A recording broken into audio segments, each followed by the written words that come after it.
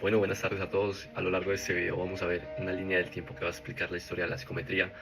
Me gustaría empezar planteando una pregunta fundamental que es ¿cómo medimos en psicología algo que no podemos ver ni tocar directamente, como lo es la inteligencia, la personalidad o la ansiedad?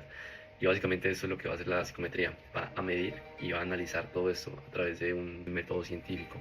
A lo largo de todo este video yo lo voy a separar por épocas, entonces voy a explicar la época 1, época 2, época 3, época 4 y época 5. Comenzamos con la época 1, que va a ser la fase sensomotora y el origen científico de la psicología. Antes la psicología pertenecía a la rama de la filosofía y eso cambia cuando llega Wundt en 1879 al fundar el primer laboratorio de psicología experimental en Leipzig, y ahí demuestra que la mente podía estudiarse a partir de un método científico. Ya después viene Galton y él es considerado el padre de la psicometría porque en su laboratorio él intentó medir la inteligencia evaluando la agudeza sensorial y en los tiempos de reacción. Entonces, por ejemplo, él quería analizar si cuando alguien se quemaba y el momento de reacción, pues si la inteligencia dependía de los sentidos. Básicamente su gran aporte fue aportar e introducir la estadística como la correlación en la psicología.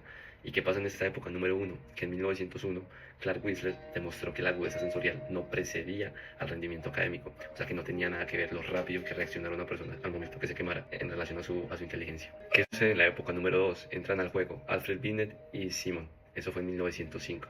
¿Qué pasa aquí? Ellos plantean que la inteligencia ya no se mide a través de los reflejos, sino a través de procesos cognitivos complejos que vienen a ser el juicio, el razonamiento y la comprensión.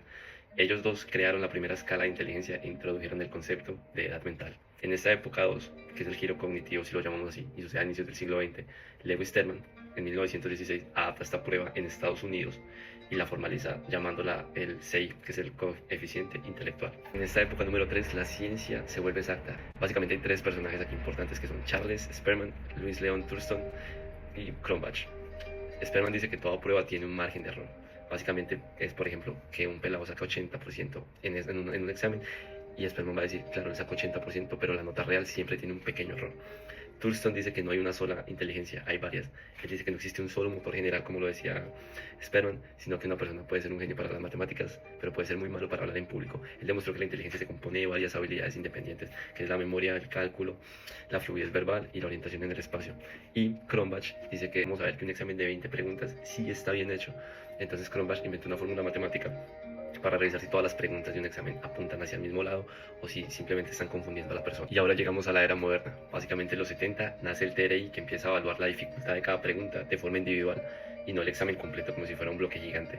Y a partir de los 90, con la llegada de la tecnología y el avance de los computadores, nacen los test adaptativos, que son exámenes que se ajustan a la dificultad de la siguiente pregunta en tiempo real, según si respondes bien o si respondes mal. Ahora voy a responder la primera pregunta.